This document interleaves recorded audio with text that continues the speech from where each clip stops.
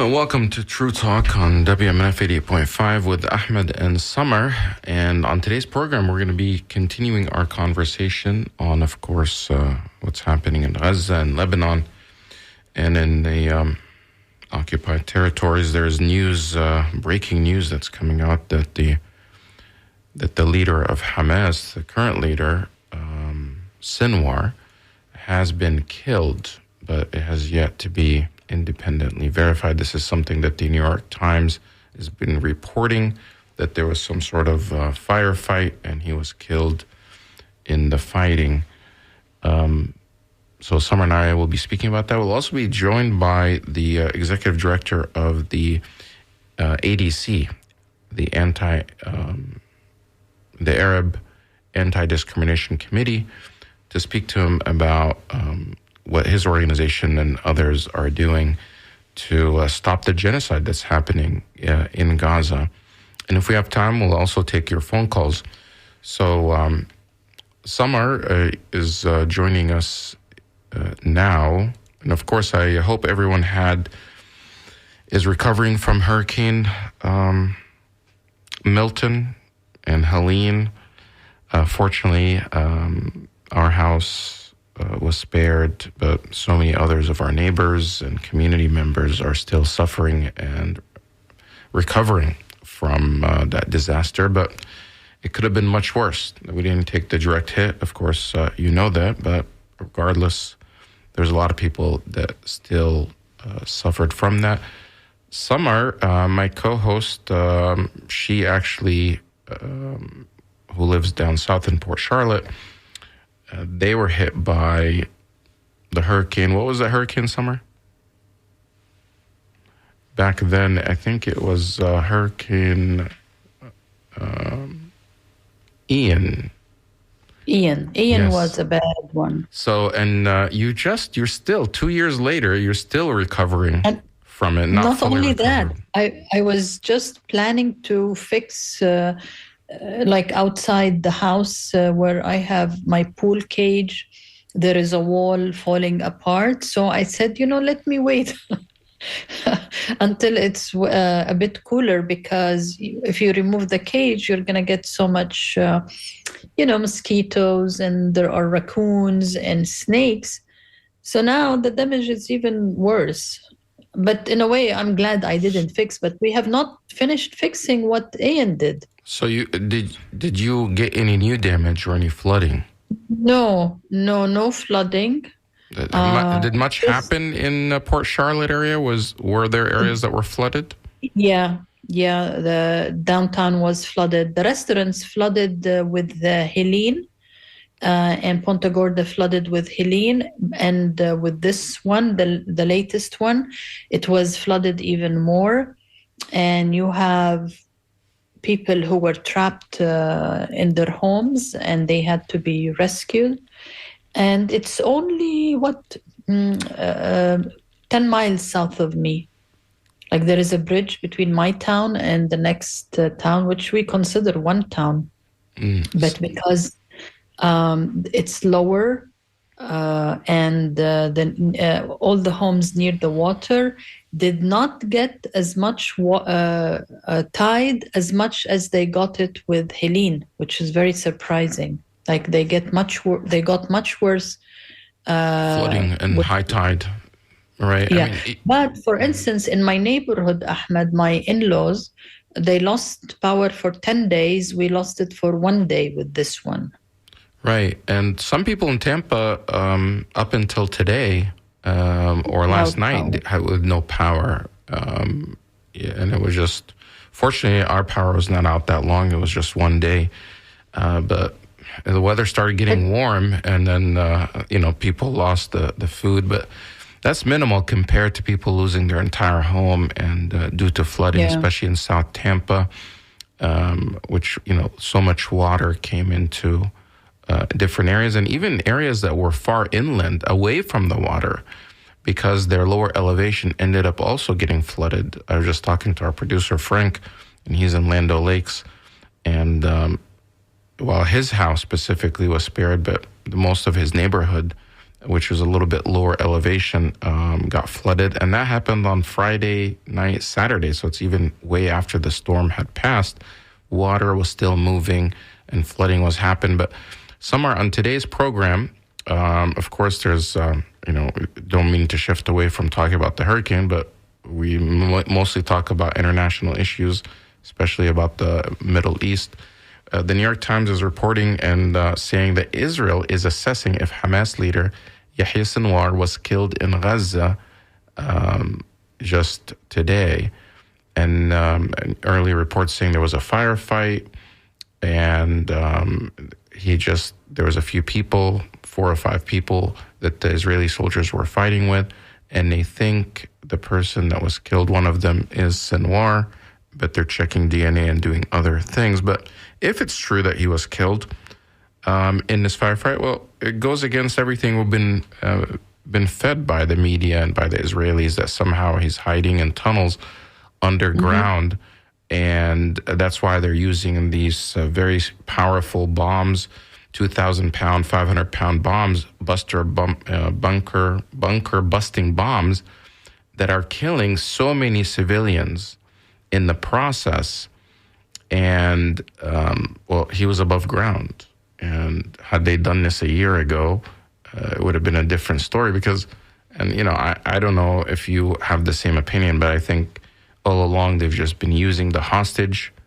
I'm talking about the Israeli government under Netanyahu, using the hostage situation and going after Hamas as an excuse to just simply ethnically cleanse the Palestinian people off their land and take Gaza. And there are now reports that have come out yesterday in Haaretz that that's been their plan all along, and what they're doing now in North Gaza, trying to starve that population to push them south so they can take the land. And I truly believe that this is all about land grab, and that's been their policy all along. And everything else is just the sideshow, a distraction.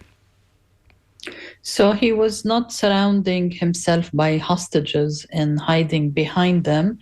If what the New York Times is saying is true, if they prove that it was indeed Yahya Sinwar, and he was not under a tunnel and living luxurious life, because there are even some people in the Arab world who have some from countries that have diplomatic relations with the apartheid regime. They say, well, these leaders of the Palestinians, they live under tunnels and they leave the poor people on the ground to suffer.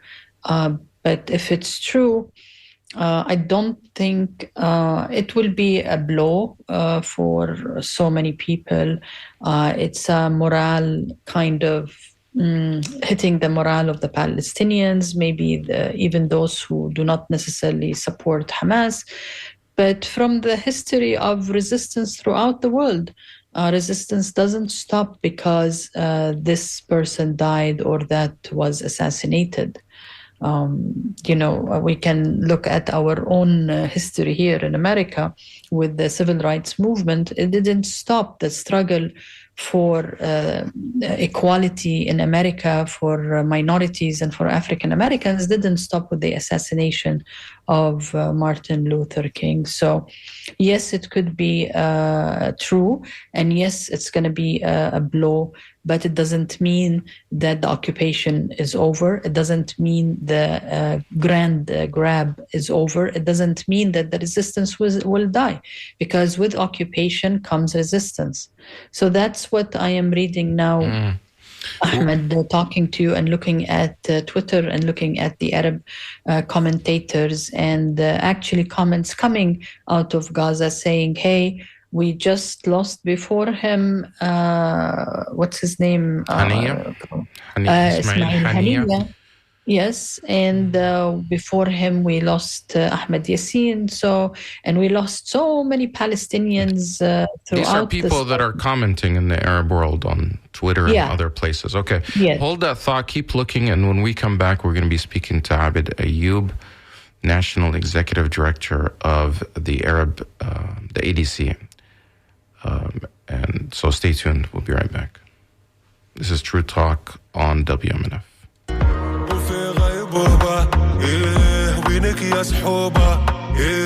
وطلعوا ذيوبة وناس خوانا بيوتنا مقلوبة وطلب بالتوبة وأيام محسوبة والوقت يخذنا فكرت أيامي وقلت يا حسرة مخيب هالدنيا ومحلاها الدنيا بلا غسرة فكرت أيامي وقلت يا حسرة مخيب هالدنيا ومحلاها الدنيا بلا غسرة فحكيت لأمي ما وناس بالقيمة وعشرة قديمة وقلت يا حسرة رضيت والدينا وينك يا حنينة تفرقنا مشينا وقلت يا حسرة فكرت روحي لقيت روحي ضاعت مني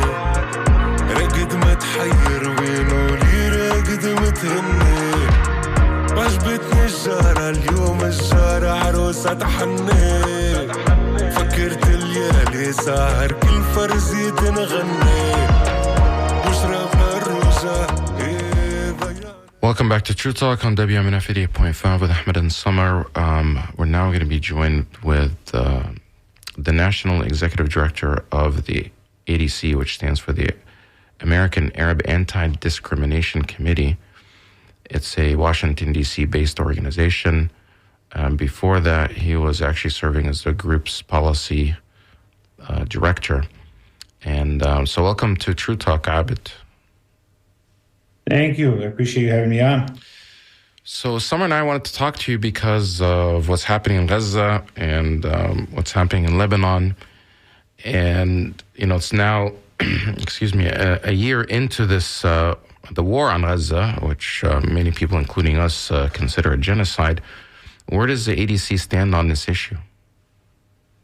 I mean, I think we stand, and has been shown through our statements and work, we stand where a majority of our people stand, that this genocide needs to stop, the killing needs to stop, and also the realization that none of this started on October 7th. And what we saw on October 7th really was just a culmination of, decades long of occupation and bad policies and the imprisonment of the people in Gaza, of Palestinians in Gaza. So we're right there with the people, and we're trying to do our best to uplift their voices and uplift the positions of, Palestinians as a whole. On your website, ADC says they're truly Arab and truly American. Most people, including us, will say that the war in Gaza and this genocide would not be possible without America. Why is it not stopping, and why is our government continuing to allow or to be complicit in this genocide? That's the perspective we look at it from, and I think what we realized in the past year, we often like to use the term like a foreign policy failure, that this is a failure of U.S. foreign policy, but actually our position is this is the intended outcome of U.S. foreign policy. This is what they want. This is the objective of the foreign policy of this government and what they want to see in the region.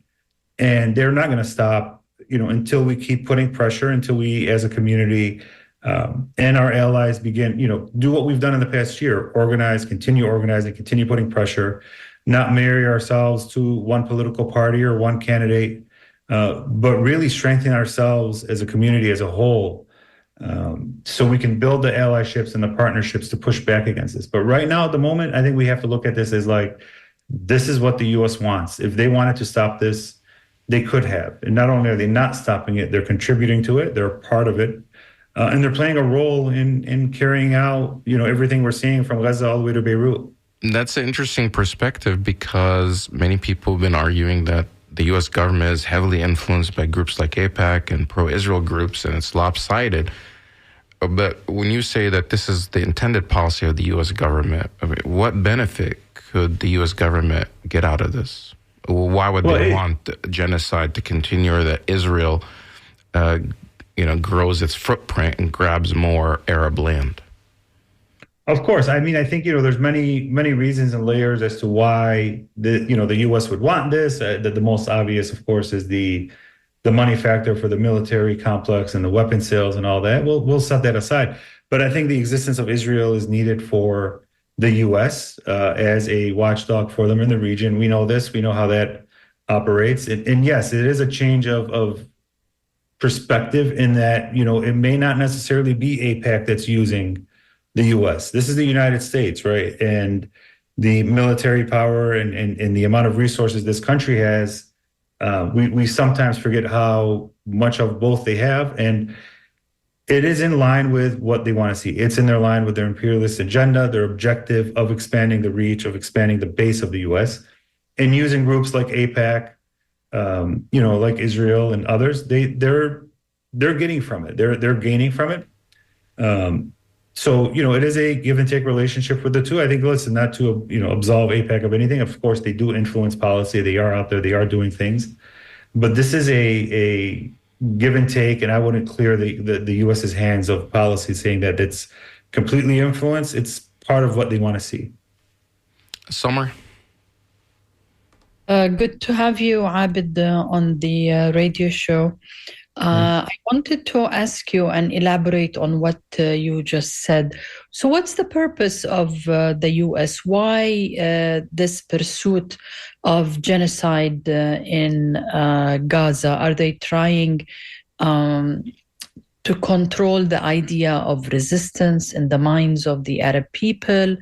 Is there like some kind of a 10-year, 20-year plan or policy that I cannot get my hands on? Like, okay, let's say I agree with you. The U.S. really is 100% supportive of what is going on, not only in Gaza, but also in Lebanon.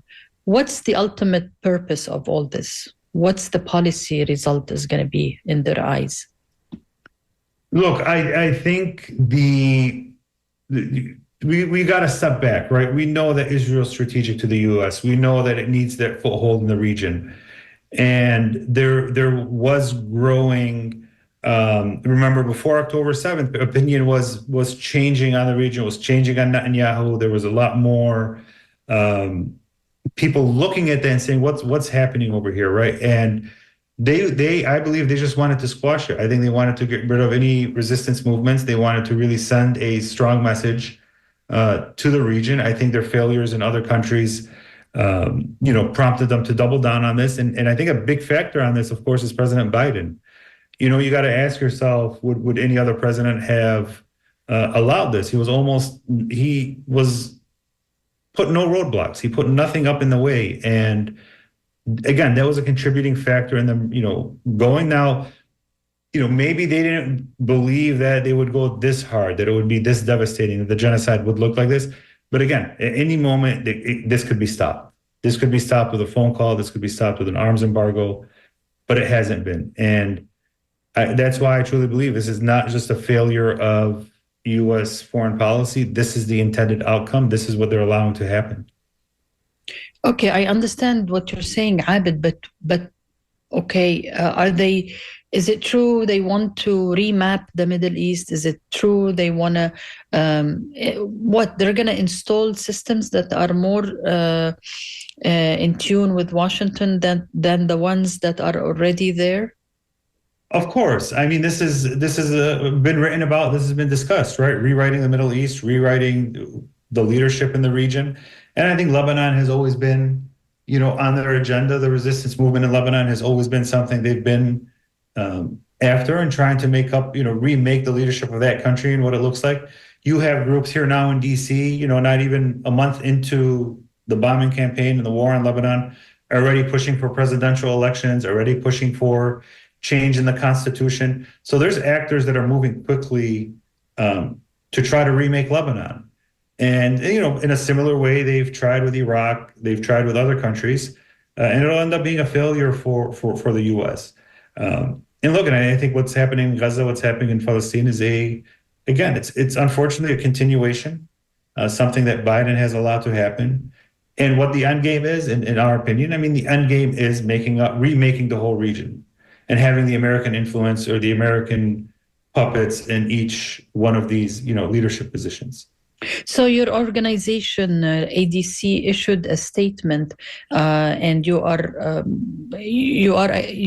saying in the statement, the organization, that the U.S. is somehow responsible for what is happening. But you also mentioned Al-Aqsa Hospital in Deir al-Balah. Maybe our listeners do not know what just happened in the past 48 hours that prompted your organization to issue the statement. There was a culmination of things that happened. I think the images that we began seeing coming out on social media, we've hit a point where we're watching our people being burned alive. That should not be tolerable or something that's okay with anybody. And for us, being a grassroots membership-based organization, we don't get foundation money. We don't get corporate money. We're funded by our membership. We're over close to 130,000 of our members are active and registered voters. That's who we listen to. Our position is to really reflect the feel and the view and the opinion of our community on the ground.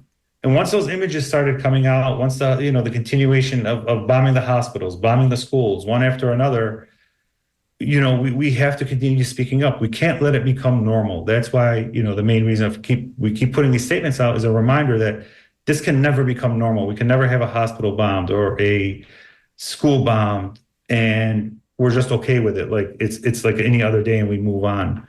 But with the backdrop of the elections, again, we feel that we have to put the facts out there. We have to let people make their own decisions on where this government stands, where their candidate stands, and what the reality is out there on the ground. Ahmed, the image of the young Palestinian on Ivy and was burning literally alive on camera. No one could help him. And of course, these bombs are paid with our tax money. So many people say that if Americans see these images on their mainstream media, if New York Times is reporting it or CNN, or it's being played on ABC and NBC, the US public would not be so complacent or so quiet or so distracted. Why our mainstream media are covering up these stories that humanizes what is going on with these civilians in Gaza? That's a great question. This is how the mainstream media has always been. One-sided. Of course, they have a bias. We know they have a bias. We know the leadership at a lot of these organizations do their best to silence our perspective, our viewpoints. People have been fired, people have left, people have tried to push back. That's how these private actors are putting out there. That's why at the same time, a lot of people are getting their news and information from different mediums now, from Twitter, from TikTok. Social media now is a big aggregate of news, live images. I mean, this genocide has been live streamed. So even though mainstream media are doing their best to keep these images away from the American public, they're still seeing them. And I think, the simplest measure is just pick up, you open your TikTok account if you have it and jump into any live stream of people talking about what's happening. And you realize that it's not only Arabs, Muslims, or Palestinians that are outraged. It's all Americans, different backgrounds, different ethnicities that are like, this is enough.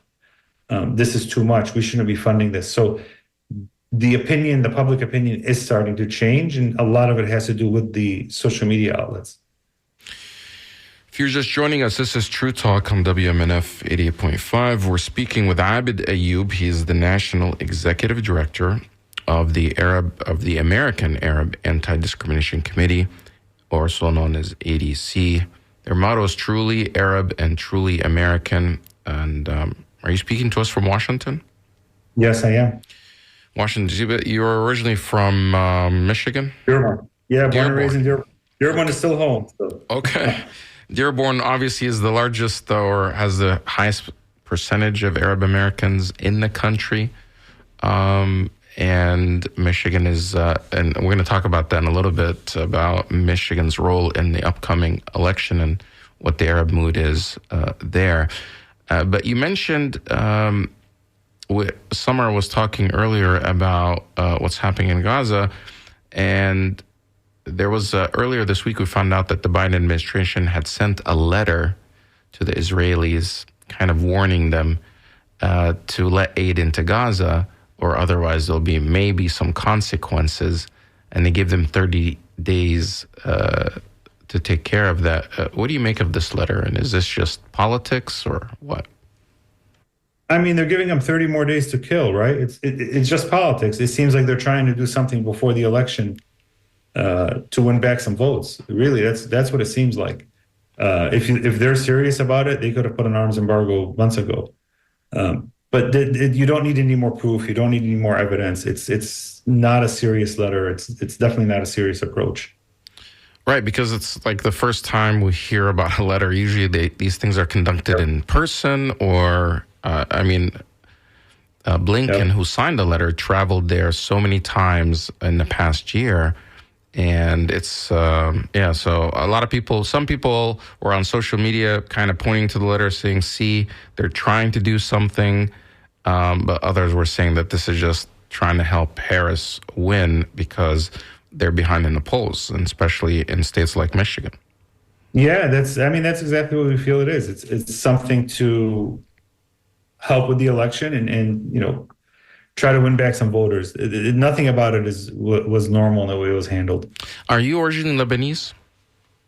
Yeah, Lebanese and Syrian, yep. Lebanese, Syrian. So, a few weeks back, Israel actually invaded southern Lebanon, or has been attacking it. And the line that we kept hearing in the media was that on October 8th, Hezbollah started attacking Israel.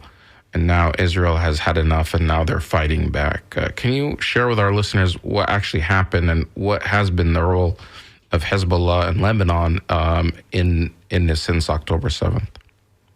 I mean, look, the role of Hezbollah in Lebanon goes beyond just the military and the defense forces, right? There's the political positions, there's the role it plays in government. So that goes back decades. I mean, that's a conversation.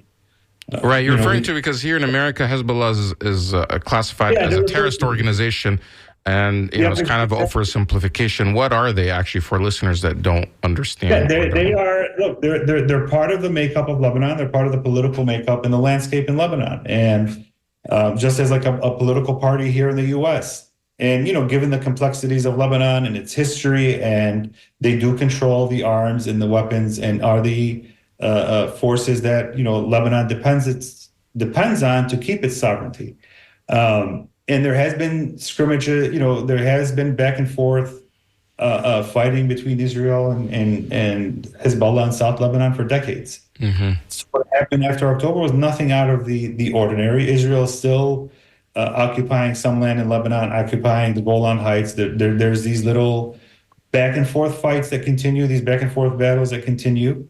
But they've been doing so. They're not anything new or out of the ordinary.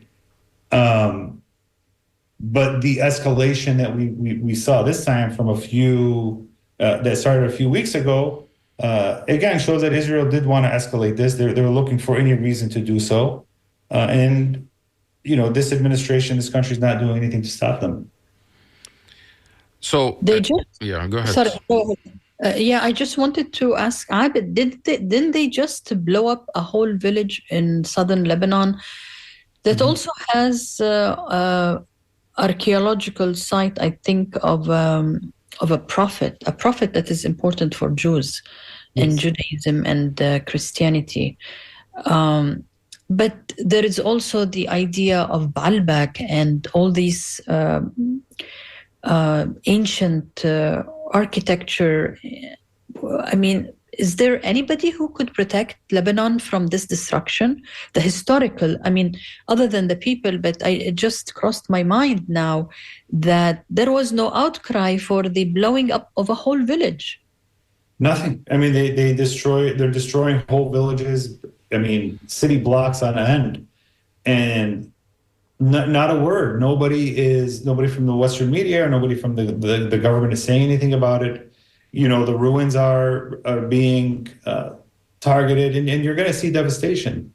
But look, the reality is this: what the Western media is also not covering is Israel's only, way of attack onto Lebanon is through the bombs, through the air. They're not holding ground. They're not able to get in on foot. They're relying solely on dropping bombs because they are experiencing casualties. They are experiencing, a good fight back from the Hezbollah forces in South Lebanon. So there's a lot that's not being reported. The picture isn't exactly clear to the American public about what's happening.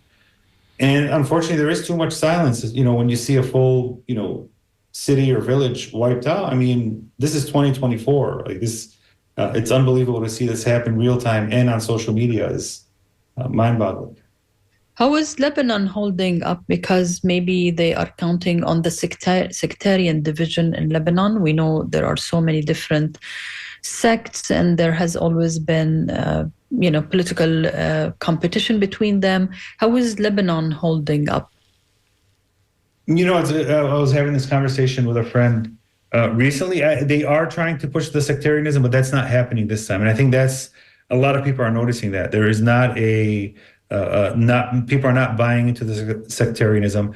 When a bomb falls, they don't know, that bomb doesn't know if you're Shia, Sunni, or Christian. It's coming, So there's a realization that this is different. This is not '06. This is not like previous wars. Everybody is a target. So there's been a sense of unity and community between the Lebanese Americans here and the Lebanese residents and nationals overseas, doing their best to survive this, staying strong during these times and weathering it through. But the last thing we want to see is Lebanon break out into a sectarian war, sectarian issues. People are aware of that these days, and they are pushing back against that. Oftentimes we get this question is, why aren't the Arab nations helping Gaza and Lebanon against Israel? And it kind of goes against this whole line that we often hear from politicians here that somehow Israel is surrounded by all these enemies. But where are these enemies if nobody else is getting involved, with the exception, of course, of some militias and proxies, what they call proxies of Iran? The immediate neighbors of Israel are not getting in and trying to help alleviate the suffering of the Palestinians in Gaza or the West Bank. No, they're not. They're absolutely not. And that, to your point, if these were really your enemies, you'd think you'd have a wider war and more fighting on different fronts for Israel. But, we don't have an answer. There's many answers as to why some of these governments are not getting involved. I don't think we have enough time to discuss each one of them. But there are a lot of issues there with some of these folks that could do something, but they're not. Well, specifically countries like Saudi Arabia, who appears to be, there's some leaked conversations that the ruler or the de facto ruler, MBS of Saudi Arabia, had told Blinken that he doesn't really care about the Palestinians or what happens in Gaza. It seems like this is just a distraction. But of course, the people, the public, the Saudi people or the Egyptian people or the Jordanians and others, they seem to be sympathetic and supportive of the Palestinians, but the governments are somehow allied with Israel or the United States and staying out of it. Do you think they're under a lot of pressure to keep out of this, or are they actually, or do they see it in their own interest that resistant groups like Hamas are eliminated? I think they feel the pressure from the U.S. not to move, not to say anything. Again, just the geopolitical aspect of things, the finances and other ways the U.S. puts pressure on some of these leaders in some of these countries. I think the pressure is definitely there. The people of these countries, just as the people of countries across the world, are standing up against what's happening. I think now more than ever, people see Palestine and what's happening differently, and they see it in a good way, in a way that's beneficial for the movement. And, that has to continue and ultimately has to have enough pressure. We have to put enough pressure on these governments wherever we live to move on this issue and to have a different position on this issue. And on another note, sometimes we do hear this leader said there or this leader said that. I question those leaks. At times, I feel those leaks are intended to cause division or intended to turn people against each other. So I take them with a grain of salt, and I really look towards the people on how they feel and what they want to see happen in those countries. Turning our attention to the, I guess, how all of this is going to play out in the presidential election. Now we're, of course, weeks away from the presidential election in Michigan and other swing states. It just so happens that, of course, because of the Electoral College, swing states are the ones that matter when it comes to the presidential race. And Arab communities seem to be more represented, or I guess there are larger Arab populations in some of these swing states. Can you tell us a little bit about that? Where are they concentrated, and are they in these swing states? Sure. I mean, there's large concentrations in Michigan, Virginia, Georgia, Florida. And some of these are swing states. I wouldn't include Florida as a swing state anymore, right? That's I think that we've had our run there. But the communities in Georgia, Wisconsin as well are active. There is a large number. Michigan is always under a microscope because it is the most concentrated. But again, the community in Georgia is very active and could have a sway. And it's just because the elections are so close. It's these voters on the margins that come in, they could really swing a race. And I think the state to keep an eye out on while everybody's looking at Michigan, I think, is Wisconsin. I think Wisconsin has a sizable community.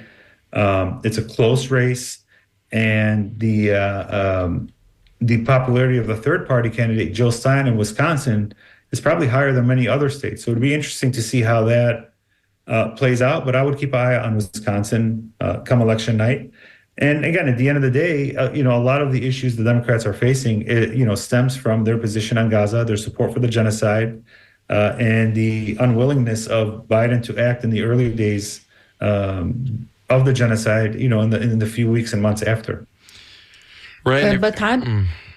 Sorry, Ahmed, but wanted to ask you, but I don't think that the Arab community or the Muslim community are all in agreement on who they will vote for. Isn't it true? That's true. They're not in agreement. All we do is, we poll our members, we run our polling with different parts of the community. There's an overwhelming amount of support for Jill Stein when it comes to Arab voters. It's not the same amount of support when it comes to Muslim voters, so that's a big distinction to keep in mind. And you're going to see some people go off, and vote for Trump, and some people are going to stand in line and vote for Harris. But one thing is for sure is the Democrats are going to lose voters. They're not going to get the same level of support they received in 2020 or in 2016. I think that's a certainty we can agree on. It just comes down to whether or not the Democrats pick up these votes elsewhere. Are they bleeding voters from other communities? What's that look like for them? So it's going to be maybe a rough night for them come November. Right. So how has this impacted or what's been happening in Gaza and Lebanon? I mean, at first it was Gaza, and there was this effort. There was some like a couple of days, for a minute, there was some excitement among some people. Some people were cautiously optimistic when Harris replaced Biden as the nominee that maybe there'll be a change in policy. People were trying to, read the leaves and the coffee mugs, which direction she's going to go. But she kind of made it pretty clear after the convention where she stands and squarely stands with Israel, and will continue arming them, and that's not even into question. So how is the community feeling about Harris right now, even though that because for a long time they're saying, well, you don't have any other option. What are you going to do? Vote for Trump, and using Trump as a fear mongering that he could potentially be much worse. So how is that playing out on the street or in the Arab community in Michigan? There's not a lot. There's not a lot of love for her. We can admit that. There's definitely a lot of people that don't like her and probably won't be voting for her. Her supporters are staying silent. That's the one thing we don't know is how many people are saying this, but behind closed doors will vote for her. Right? That's the unpredictable part of it. They're going to have a challenge. I mean, people don't see that she separated herself from Biden as much as she should have. can she still do so? I mean, you have a couple weeks left. You're seeing record turnout for early voting in some of these states. Maybe she can, but it is kind of late. People have already made up their minds, and if they stand on one side of this, they're probably not going to move. But there is a lot of anger, a lot of animosity towards the Democratic Party right now, and I think that's going to be reflected in a lot of the down ballot races as well.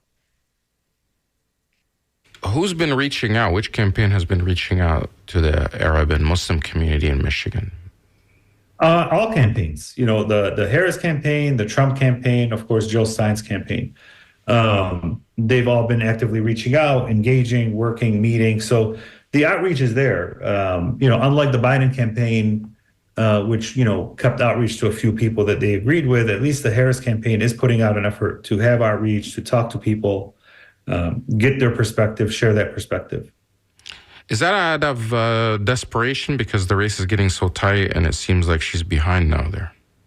Well, no, I mean, that started in August. It started shortly.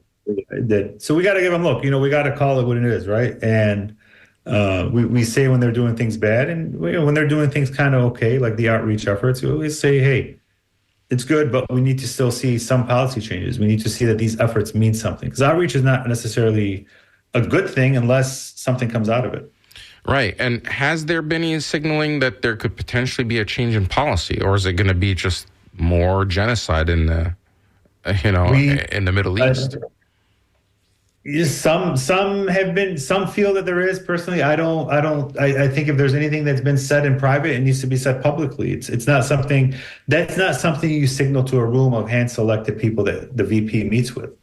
That's something that needs to be said in a declaration that's made publicly in an important speech, or publicly delivered to the community. So if somebody tells me, we had a private meeting with her, that's great, but we want to hear her say it publicly. She owes it to the community to say this. So as of now, I don't see a change in policy in Gaza, and maybe she says something differently in the weeks to come. We're speaking to Ahmed Ayoub. He's the National Executive Director of the ADC, the Arab American Anti-Discrimination Committee. He's in Washington, D.C., and if you're, listening to us live, that's who he is. If you've been listening to the podcast after this, which you can get on any of the platforms, who he is because we've been talking to him. So how is all this, of course, in the media and in social media, and because of protests, there's a lot of opinion that's being thrown around, and some people will classify as demonization of Arab Americans and Muslims in the media and on social media. How's that translating into bias and discrimination and hate crimes within the community? What are the trends that you guys are seeing at the ADC? There's definitely been an increase in discrimination, particularly employment discrimination. I mean, after 10/7, a number of our community members were fired or continue to be targeted because they're displaying support for Palestine or something they may have said on social media. So there is, that component of it. There's always the bullying happen at schools and the targeting of our students in, elementary and high school, and as well as on college campuses.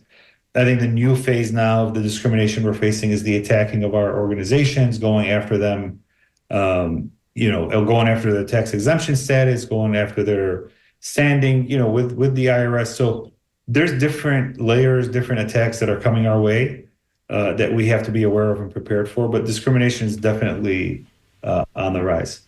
So how is the ADC countering this discrimination? What are you doing about it? And what's the main contributor to this rise and spike in discrimination? I mean, I think that the main contributor is, of course, the dehumanization. That once you dehumanize a community so much, it makes it easy for the discrimination to happen. I think for us, the difference between, the discrimination we're seeing now and the discrimination that was post 9/11, this is a lot more sophisticated. This is a lot more planned out. And the use of American law, the use of our systems, the use of rules to institutionalize the discrimination is what's different. So, post 9/11, you may have had an Arab woman, a Pajibi, walk into the market or a restaurant and comments were said at her or her scarf was pulled off, right? The perpetrators of that are not part of a government. They're not representing any policy. But what we see now is, hey, if a university passes a rule, well, you can't protest in this certain area.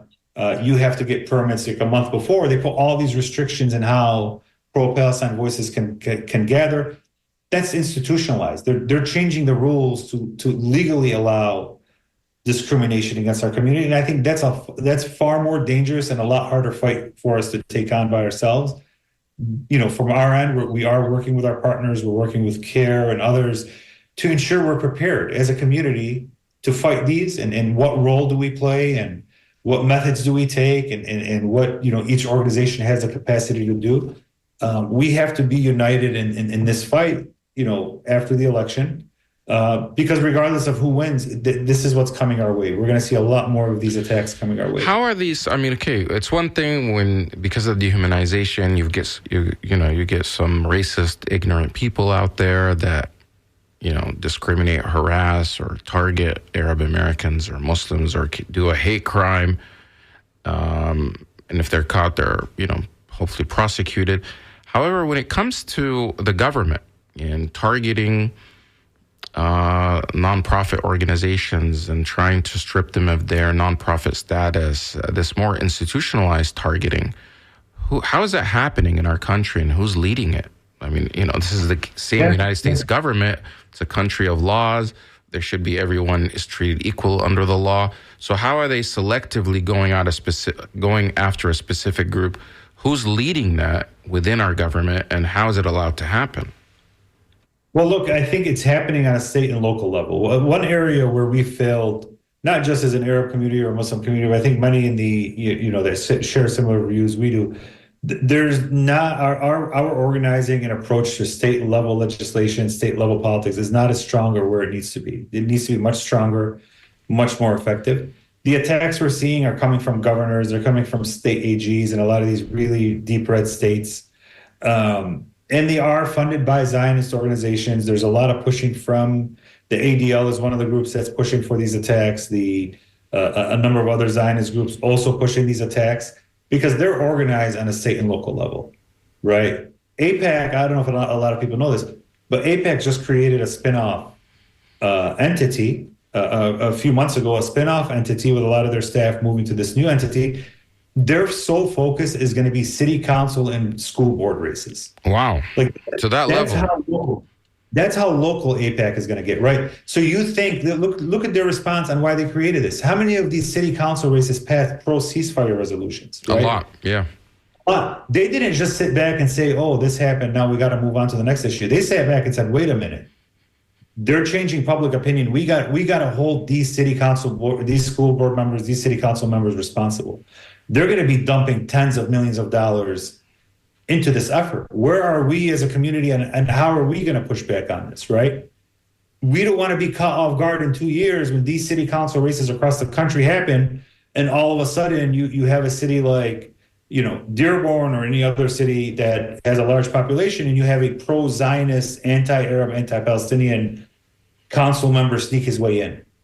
This is the next front. This is where they're taking the fight on a very local level. They're done with the governorships and the state legislators, right? They have them there.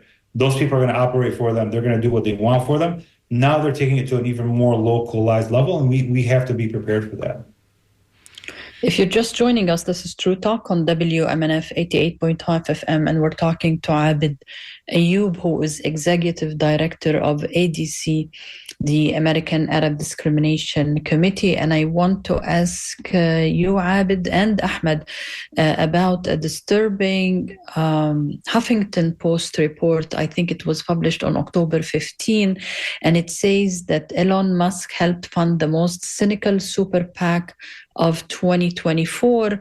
He, I think, contributed something like $75 million of his own personal money, who would be, this PAC would be, for instance, go to Michigan, and they would be running ads that says Kamala is pro-Israel, and then to other areas where there is a concentration of Jews and would say Kamala is pro-Palestinian.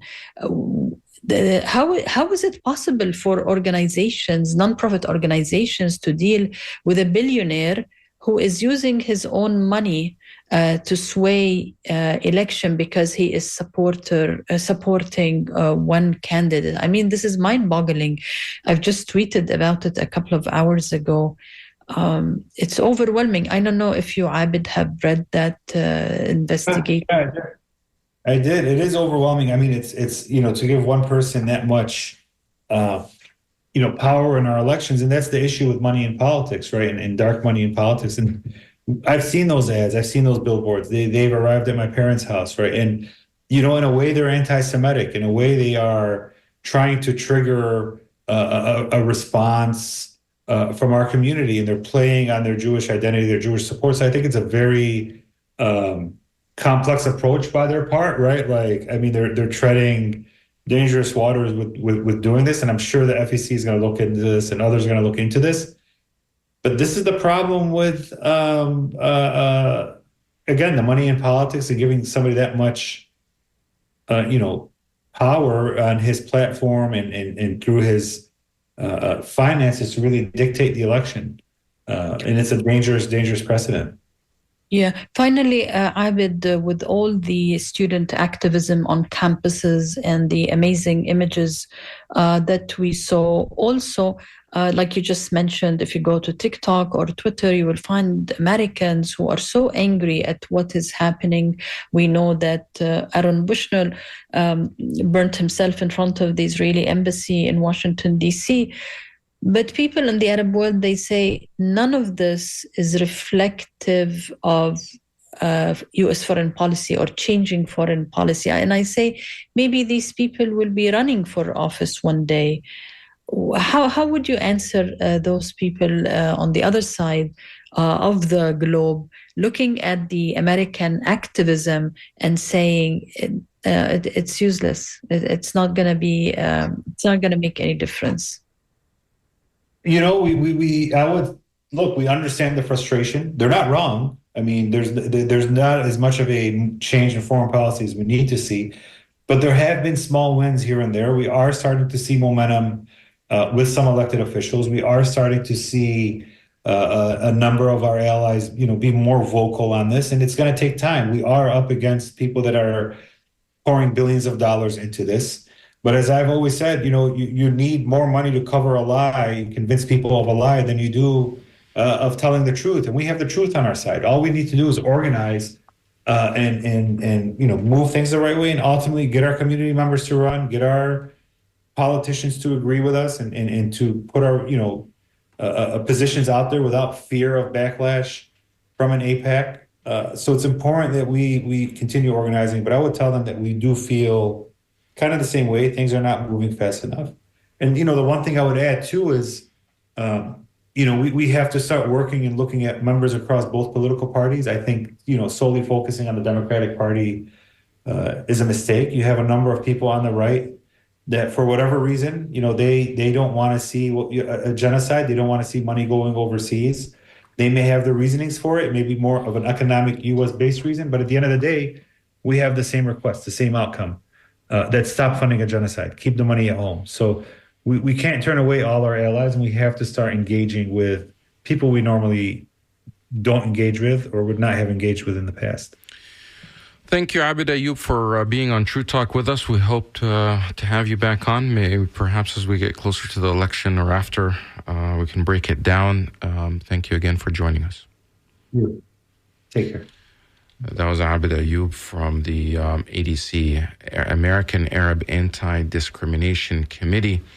And we have a minute left. We're wrapping up now. Also, the Wall Street Journal is reporting that Israel is saying that they've killed the Hamas leader, Sinwar, in southern Gaza in some sort of firefight. It was not in a bunker. He was not surrounded by hostages.